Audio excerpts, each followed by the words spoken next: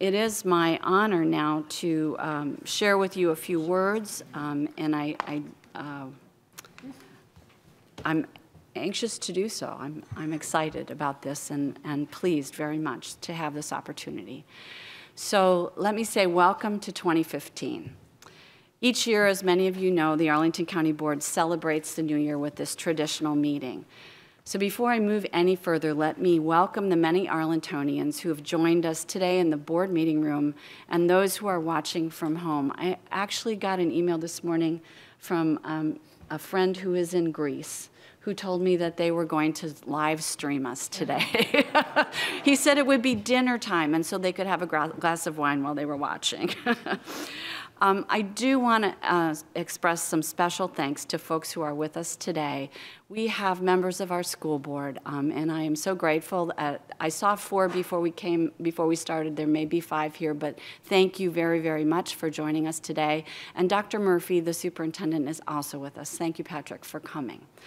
In addition, we've got members of the Civic Federation and the Chamber of Commerce and Leadership Arlington, as well as folks who lead a variety of other organizations and nonprofits with us today.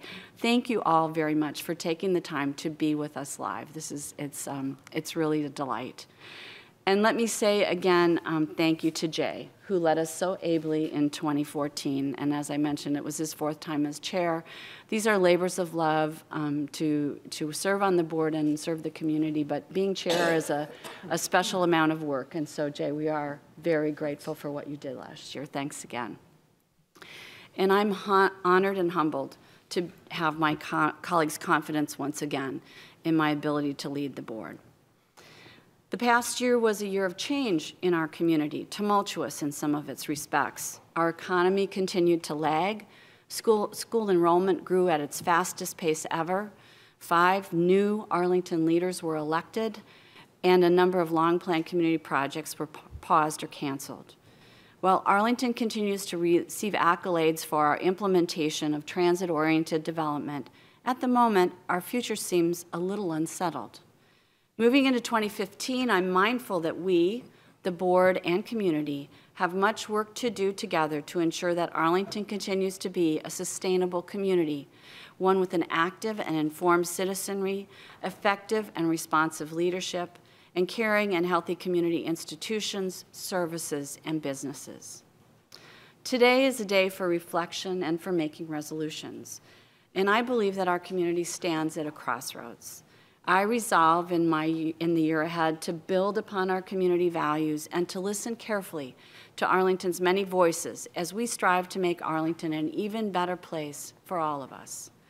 2015 will be a year of change as we deal with our growing populations, a year of challenges as we continue to reinvigorate our economy, and a year of limits as we come to grips with the realities of our physical space. So 40 years ago, our community stood at another major crossroads. At that time, we came together to adopt a vision for the future that has effectively and sensibly guided us ever since. In 1975, after considerable study and an extraordinary number of community meetings, the outline for development of the Roslyn-Ballston and Route 1 corridors was agreed to by the community.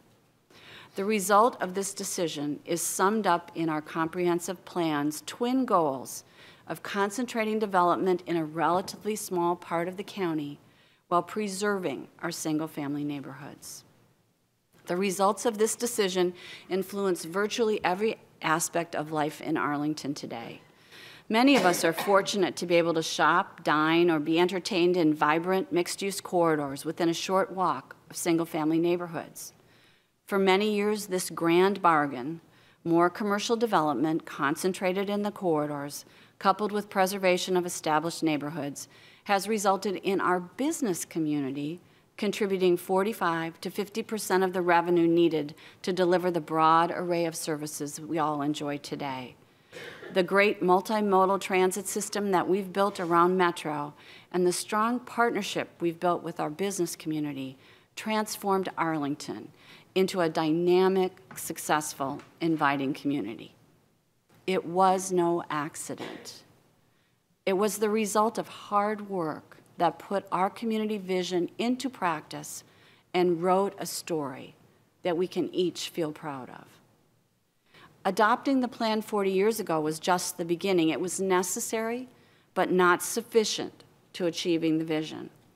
Since that time, thousands of us, residents, commissioners, business owners, elected leaders, and county staff, have continued to plan, to consider policies, and to make changes so that the plan has become our reality.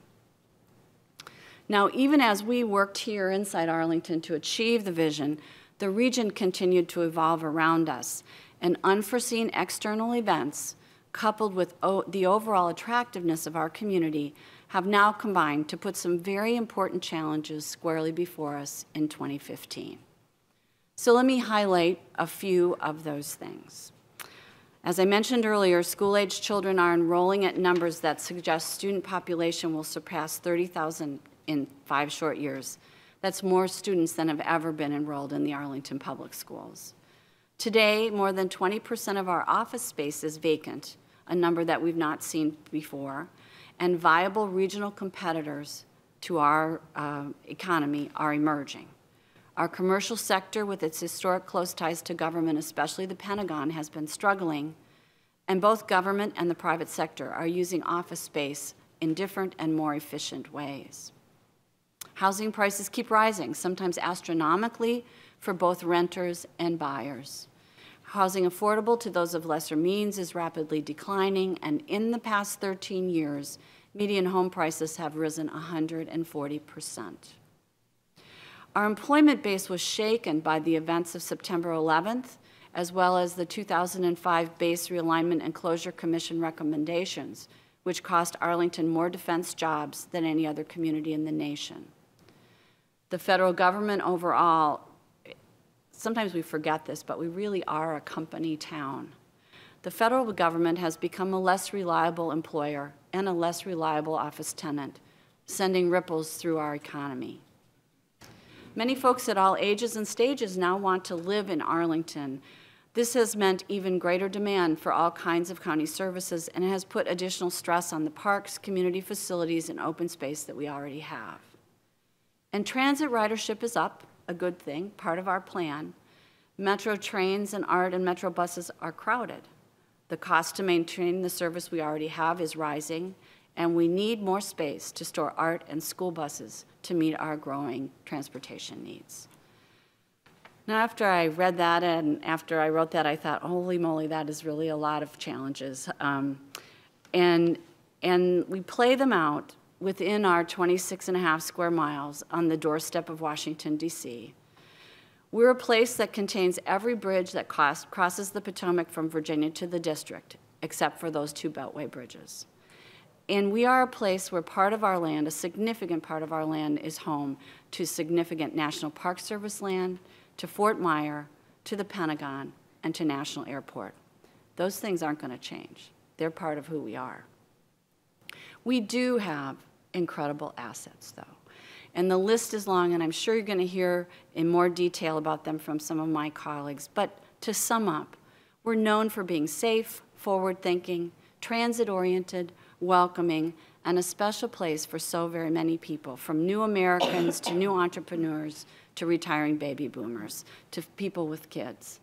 And we have a great and strong tradition of successfully involving our residents and businesses in crafting solutions to the problems and challenges we face. We call it the Arlington Way. Through this deliberative dialogue, we join together to find solutions that build on our strengths, address the challenges we face, and help achieve Arlington's vision. In December, the County Board heard testimony related to public land proposals that indicated there is broad community agreement from the Planning Commission to the Civic Federation, from civic groups to individuals, that we must develop systemic strategies to meet our array of community facility needs rather than addressing any particular need or any particular site in isolation. We, the County Board and the School Board, agree with you. Consequently, the challenge we face today in 2015 as a community is this: how do we move beyond our recent discord on key issues and work together to ensure that our county has the resources to meet our residents' facility needs while remaining the high-quality, caring community each of us has chosen to make our home. I believe, I know, that we are always better, that we make better decisions when we listen to each other, when we seek to understand the challenges in all their breadth and depth, and then we work together to build the course. So, in 2015, the County Board, working in partnership with the community and especially with the school board, will begin writing a new chapter in Arlington's story. Joined by our school board partners, supported by our many advisory commissions, the Civic Federation, civic associations, and PTAs, as well as members of the business community, we're launching today the Arlington Community Facilities Study, a plan for the future. A committee will lead the effort and will be composed of Arlington residents and business leaders. They'll be charged with developing a consensus framework to address our community's needs for additional schools, fire stations, and vehicle and other storage facilities in the context of our long-term economic and demographic growth. We're asking this group to develop criteria to help us determine how best to locate new facilities or add new services to existing facilities or sites, as well as to evaluate our ability to finance these facilities. The study is intended to give both boards, school and county, the information each needs to make critical decisions leading into the adoption of the updated capital improvement plan in July of 2016. The process will allow the community to address several key questions head-on. For the foreseeable future, what are our facility needs for schools, fire stations, recreation, and transportation, vehicle, and other storage? How do we pay for these needs? What criteria should we use to help us decide where to locate them? In the context of changing demographics and economics, what opportunities and challenges are there in our aging, affordable, and workforce multifamily housing stock? And what do changes in the federal government presence and the residential and private commercial marketplace mean for county revenues? The consensus framework that the study committee will create, working with the broader community, will answer these questions. Their answers will be informed by our realities. Arlington is small. No new land is being created that we can count on anyway. There's some interesting ideas out there these days, but right now we don't think there's going to be a lot of new. We must use what we already have thoughtfully and equitably to serve Arlingtonians throughout the county. Significant new funding is unlikely. We must examine facility needs strategically and maximize our use of available revenue. And we must do each of these things in a way that is part of a sensible long-term financial plan for the county. Our framework will acknowledge that as our population grows, change is unavoidable, that challenges loom as we work to reinvigorate our economy, and that the reality of our physical space limits some possible solution sets. Later this month, at a joint meeting with the school board, the county board will publicly adopt the charge for this study. And as part of this charge, the county board, in collaboration with the school board, will appoint a broad-based study committee to lead this work and make recommendations to the boards. The full range of Arlington stakeholder groups will be able to assist in the study by participating in a resident forum, which will be asked to aid the study committee in its work. The two boards will stay involved in the process. I'm pleased to announce that John Weistad has agreed to join me as one of the two county board liaisons to the process, and the school board also will appoint two of its members to serve as liaisons. And full details of the initiative will be available later this month. Let me say again how grateful I am, how thankful I am that the school board is partnering with us in this important conversation. I think this is going to result in something that helps all of us figure out how to move forward. Before I close, I have a few comments on two issues that will intersect with the work of the study committee: housing affordability and business vibrancy. Some have wondered why housing affordability requires local government investment. My answer is that communities that have home choices at the full range of affordability are far more sustainable, As family size and needs vary over time, residents are more likely to be able to remain in the community they've chosen. And folks at varying income levels have opportunities to join the community. It also means that those who live and work in Arlington share in the value that their work helps to create, rooting them firmly in our community. Through their work, volunteerism, and engagement, our residents strengthen and enrich our community's civic life. And all of Arlington's children benefit from growing up in this rich, many-dimensioned diversity that prepares them well for the global economy they will join as adults. In 2012, the board launched a 3-year study to update our approach to affordable housing. Since 2000, as many know, Arlington has lost tens of thousands of housing units, mostly through rent increases that were generally affordable to folks with modest incomes. Finding ways to address this gap in our housing stock continues to be a high priority for me. The housing study will be wrapping up its first phase early this year with a report and policy recommendations to the board.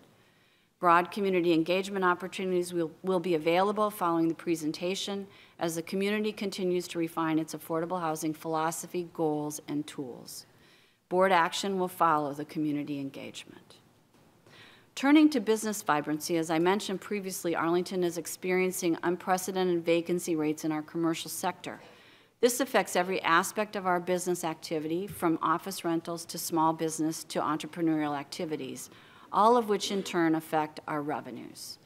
To learn more about the challenges facing the business community, I and one of my colleagues will host a quarterly chairman's breakfast with business leaders.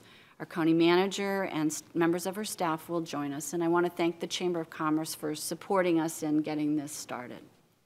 In addition, board members will participate with the county manager as she introduces our new economic development director, Victor Hoskins, to the community.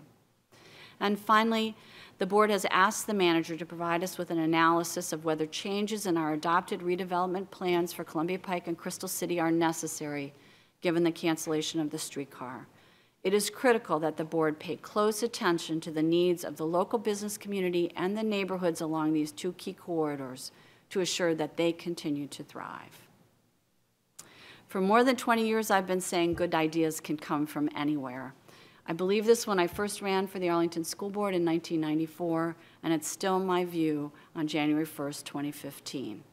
Hardly a day passes that my phone doesn't ring or I don't get an email from someone in Arlington who has a good suggestion for how the county can do things better or more efficiently or more responsively. In my 7 years on this board, I've pursued many of these ideas in an effort to make Arlington even better, and I'm grateful for the time so many people have taken to share their ideas and views with me. So at the beginning of this year as chair, now more than ever, I hope that the ideas will keep coming from all quarters of our community. To that end, Open Door Monday will continue as a board outreach activity for the 4th year.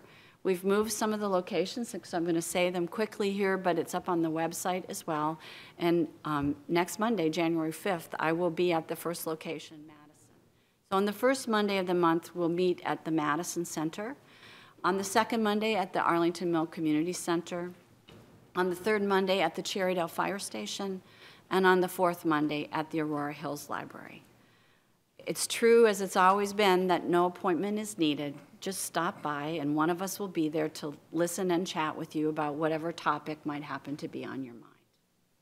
In addition, the Place webpage on the county website has been redesigned, and I'm excited to announce that all of the civic engagement opportunities where staff or commissions are gathering community input are now available on a single calendar. We hope that this new tool will encourage many more of you to get actively involved in a variety of civic conversations, from park planning to road updates to the work of the study committee as we move into 2015. And as always, we welcome applications for our many commission. It is a great way, and we've been hearing testimony for the last several years from people who've served on the commissions. It's a great way to learn more about Arlington and provide policy advice to the board on a variety of topics. So before I finish up, I want to say thanks. Thanks to my colleagues here at this table for their trust and faith in me. Thanks to the manager and her terrific, talented staff for sharing their ideas, experience, expertise, and advice, not only with board members, but with our whole community. And thanks to all of you who serve as appointed members of our advisory commissions. It's a true gift of your time and talent in the finest tradition of the Arlington way. And deep, deep thanks to the whole community for allowing me to continue serving you. I must say it isn't always easy or fun, but nothing that's really important is. And helping to make our community better is worth it every single moment. In a very real sense, government in Arlington is informed and driven by dialogue. Dialogue within our neighbors, among friends, at PTA, civic association, and community meetings. Dialogue among citizens involved in advising the county board on the full range of issues. Dialogue between citizens, businesses, the county board, the county manager, and her staff. These conversations happen every single day in every corner of our terrific small community. It's this ongoing informed dialogue that makes us a better community. So let's vow, let's resolve today to keep it going. Wish you all a wonderful year. Thank you very much.